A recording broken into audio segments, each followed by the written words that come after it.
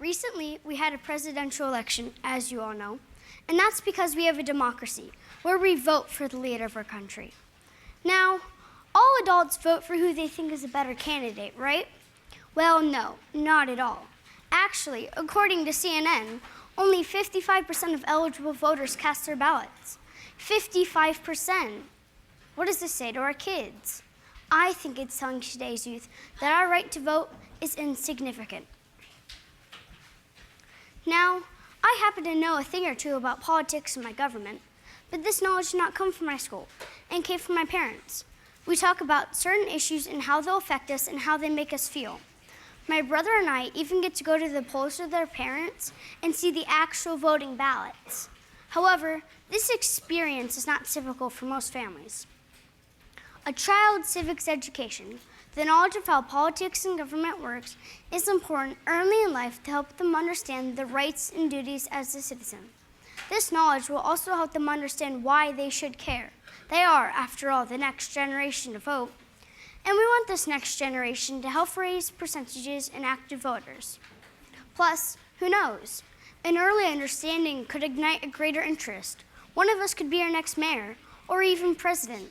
That is our potential. But let's take a step back. Remember before I told you that only 55% of eligible voters cast their ballots? And that was for a presidential election. The number drops considerably when we get to local elections, such as school board elections, judges, city mayors, district representatives, and so on. In 2011, the University of Wisconsin researchers found that less than 21% of eligible voters cast their ballots for local issues. This is disappointing because they affect your day-to-day life more than a federal election.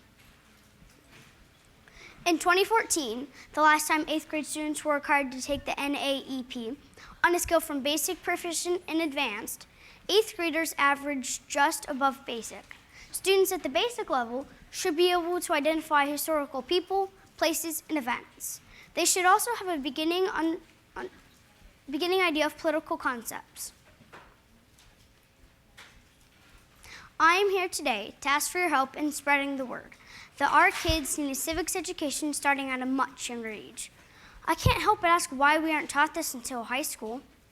It's disappointing that according to the ABA Journal, only one of the 50 states has been continuously educating their kids on politics and our government. That state happens to be South Carolina, not Ohio. So this is up to you. Do you want young minds learning about civics? I do.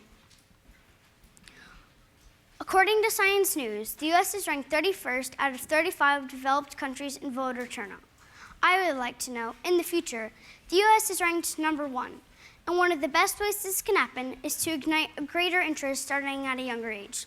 So, what if students at home were educated on politics and our government at home and at school? We are the next voting generation after all. So you might be asking yourself, how can I help? It doesn't have to be complicated. Watch the evening news together and have discussions. Let them ask you questions. And if you don't know the answer, do some research together. Let it be fun and memorable. You could even get involved in an upcoming local campaign like I did with my mom numerous times. Click Picks. Thank you.